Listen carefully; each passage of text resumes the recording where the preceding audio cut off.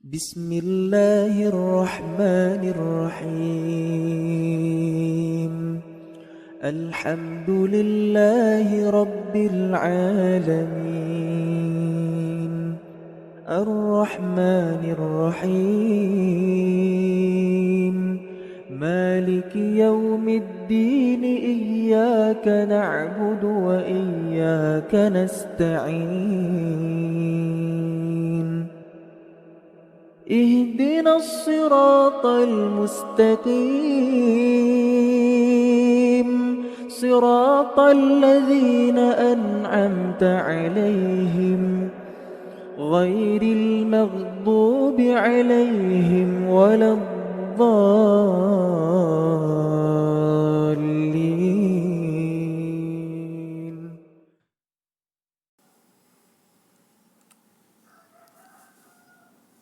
Baik, anak-anakku sekalian, sekarang kita kembali kepada pelajaran Tauhid atau Aqidah. Dan kali ini kita telah sampai pada pelajaran yang kelima, yaitu tentang semua peribadatan untuk selain Allah adalah sesat. Jadi, kalimat ini ya, semua peribadatan untuk selain Allah adalah sesat, ada kaidahnya. Mengapa dikatakan semuanya sesat? Ya, semua peribadatan untuk selain Allah adalah sesat. Mengapa dikatakan begitu? Ada kaidahnya. Dan ini kita telah masuk pada kaidah yang ketiga, ya. Kita simak kaidah yang ketiga. Nabi SAW muncul di tengah-tengah kaum yang memiliki berbagai macam sesembahan. Ya.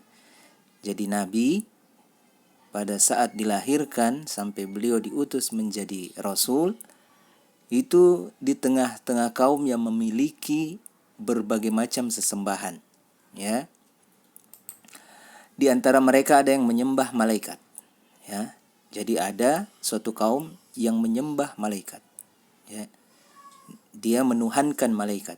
Dia menganggap malaikat itu sebagai Tuhan mereka. Ya. Atau meminta sesuatu kepada malaikat. Ya. Kemudian di antara mereka ada yang menyembah para nabi dan orang-orang soleh. Ya. Nah, ini termasuk orang Nasrani, ya, karena menyembah Nabi Isa. Nah, ini termasuk di dalamnya. Ya. Menyembah orang-orang soleh.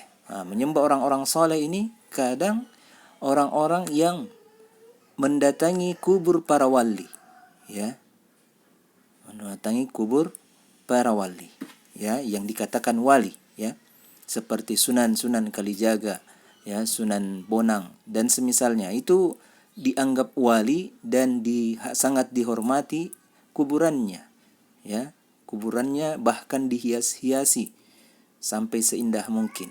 Nah, ini termasuk di dalamnya. Kemudian di antara mereka ada yang menyembah pepohonan dan bebatuan. Ya, ada ya. Ada yang menyembah batu dan pohon. Apalagi ketika batu itu mirip berbentuk sebuah makhluk, ya. Atau ada juga batu besar yang dianggap keramat. Pohon besar yang dianggap keramat. Ada juga sebagian dari mereka yang seperti itu. Dan Nabi muncul di tengah-tengah mereka. Kemudian di antara mereka ada yang menyembah matahari dan bulan. Nah, ini ada yang menjadikan matahari dan bulan itu sebagai sembahan. Ya. Ada ya sebagian umat, sebagian kaum, bahkan ada yang menyembah api seperti orang-orang Majusi. Ya. Dan perhatikan, Nabi SAW perangi mereka semua dan tidak membedakan mereka. Ya, maksudnya diperangi, diajak berperang oleh Nabi, ya, dan mereka akan dibunuh seluruhnya jika tidak mau kembali kepada al-Islam atau meluruskan tauhidnya, yaitu menyembah kepada Allah saja. Ya. Dan perhatikan, Rasulullah SAW tidak membedakan mereka. Rasulullah tidak membedakan yang menyembah malaikat itu tidak apa-apa, yang menyembah nabi itu tidak apa-apa. Ini yang pepohonan dan matahari yang berbahaya. Tidak. Tapi semuanya sama, semuanya diperangi oleh Rasulullah sallallahu alaihi wasallam. Ya.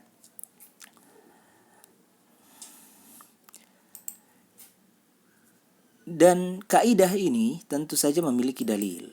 Ya, dalil-dalilnya ada yang pertama pada Quran surah Al-Anfal ayat 39. Dan perangilah mereka supaya jangan ada fitnah dan supaya agama itu semata-mata untuk Allah. Nah, jadi Allah berfirman ya bahwa perangi. Jadi ini perintah dari Allah. Kalau ada yang menyembah selain Allah, ya, maka perangi dia. Perangi mereka. Ya, agar supaya jangan ada fitnah dan supaya agama itu semata-mata untuk Allah saja. Ya. Bukan untuk yang lain, ya. Allah yang menciptakan langit dan bumi. Allah yang memelihara, menciptakan hewan-hewan, ya, seluruh makhluk di muka bumi ini. Ya. Mengapa harus ada sembahan lain? Tentu saja tidak boleh. Karena itu Allah memerintahkan agar diperangi semua yang menyembah selain Allah Subhanahu wa taala. Ya. Jangan ada fitnah, maksudnya ya jangan sampai orang-orang menjadi ikut-ikutan di dalamnya. Akhirnya semakin menyebar fitnah ini. Ya. Ikut-ikut semakin menyebar, semakin banyak orang-orang yang tidak menyembah Allah Subhanahu wa taala. Karena itu diperangi agar menjadi pelajaran bagi yang lainnya, ya, agar tidak menyembah selain Allah Subhanahu wa taala. Kemudian ada dalil tentang larangan menyembah matahari dan bulan. Nah, ini yang menyembah matahari dan bulan ada juga larangannya. Dalilnya tersebutkan dalam Quran surah Fussilat ayat 37. Dan di antara tanda-tanda kekuasaan Allah ialah malam, siang, matahari dan bulan. Nah, kemudian Allah menegaskan, melarang, janganlah kalian menyembah matahari maupun bulan, tapi sembahlah Allah yang menciptakan itu semua, jika kamu hanya kepadanya menyembah. Ya, jadi tidak boleh menyembah matahari dan bulan. Mengapa? Karena Allah yang menciptakan itu. Ya. Allah yang menciptakan semua. Kenapa justru disembah? Seharusnya yang disembah adalah yang menciptakan benda-benda itu. Ya. Nah, ini jelas dalilnya bahwa dilarang menyembah matahari dan bulan. Kemudian dalil yang lain, dan tidak wajar pula baginya menyuruhmu menjadikan malaikat dan para nabi sebagai sesembahan. Nah, ini ya, jadi tidak boleh menjadikan malaikat dan para nabi. Ya, malaikat dan para nabi saja tidak boleh dijadikan sesembahan, apalagi hanya yang dianggap wali. Ya, tentu saja tidak bisa. Ini termasuk dalil yang diambil dari Al-Quran surah Ali Imran ayat 80. Ya. Baik. Sekarang kita masuk pada pelajaran yang bisa kita petik dari pembahasan kali ini adalah yang pertama, di alam ini ya tidak ada sesembahan yang diibadahi dengan benar kecuali Allah saja. Sungguh Allah menciptakan jin dan manusia untuk beribadah kepadanya saja, yang tidak ada sekutu baginya. Wa ma khalaqatul jinna wal insa illa liya'budun. Dan tidaklah aku ciptakan jin dan manusia kecuali hanya untuk beribadah kepadaku saja. Nah, ini Allah Subhanahu wa taala yang berfirman di dalam Al-Qur'an. Ya, jadi tidak boleh ada sesembahan kecuali hanya Allah saja. Ya. Jadi jangan coba-coba membuat sesembahan. Ya. Karena itu adalah kemusyrikan dan pasti akan diberantas. Ya, karena Allah Subhanahu wa taala memerintahkan kepada Rasulullah untuk diperangi. Ya. Nah, Kemudian yang kedua, pelajaran yang bisa kita petik adalah banyak dari manusia yang tersesat dalam ibadah. Di antara mereka ada yang menyembah patung, matahari, bulan, malaikat, jin dan semisalnya. Ya, ini masih banyak ya. Masih banyak manusia yang tersesat dalam beribadah. Ya, jadi hati-hati. Ya, hati-hati. Ya, kalau ada orang yang menganggap keramat suatu tempat, jauhi mereka. Nah, itu akan mengarah kepada kesyirikan. Berarti dia sudah memuja atau menyembah tempat-tempat tersebut.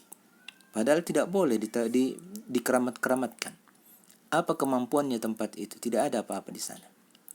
Ya, tidak ada apa-apa.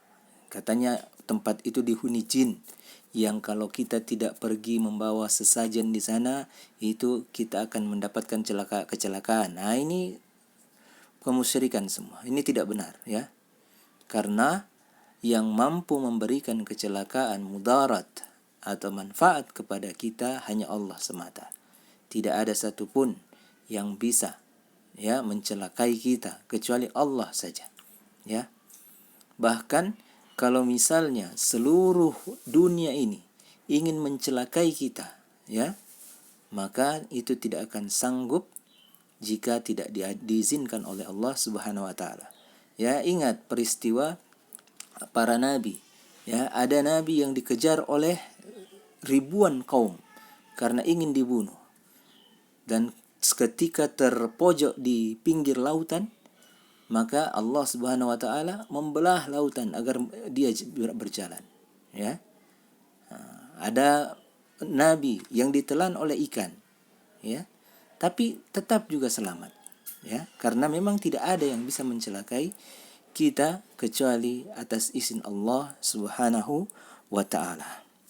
Kemudian pelajaran yang terakhir yang kita bisa petik adalah ketika Nabi sallallahu alaihi wasallam diutus, beliau sallallahu alaihi wasallam mendakwahi manusia agar beribadah kepada Allah saja. Ya. Beliau juga memerangi setiap orang yang enggan beribadah kepada Allah saja dan orang-orang yang rela dengan kesyirikan, dan beliau tidak membedakan mereka, ya. Jadi ketika Nabi diutus, beliau langsung berdakwah, ya, mengajak seluruh manusia agar beribadah kepada Allah saja, ya. Tapi ada dari beberapa kaum, ya, yang menolak, ya, karena tidak mau sembahan-sembahan mereka, berhala-berhala mereka dianggap tidak ada atau dianggap remeh oleh Rasulullah sallallahu alaihi wasallam. Ya. Karena itu ada Abu Jahal, ya, Abu Lahab, ya, semua itu orang-orang yang membenci Nabi. Karena Nabi mendakwahkan agar kita orang-orang itu beribadah hanya kepada Allah saja dan meninggalkan berhala-berhala mereka. Ya. Dan beliau sallallahu alaihi wasallam perangi mereka yang menolak, siapapun itu, baik itu keluarganya, pamannya, kakeknya, atau siapa saja kerabatnya, ya, apalagi orang yang di luar yang bukan keluarga beliau, tentu saja disamakan semua, diperangi seluruhnya, tidak ada yang dibeda-bedakan, ya. Baik.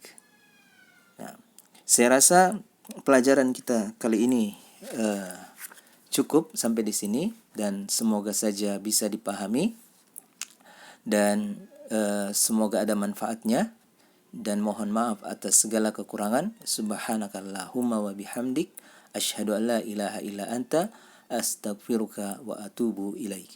Wassalamualaikum warahmatullahi wabarakatuh.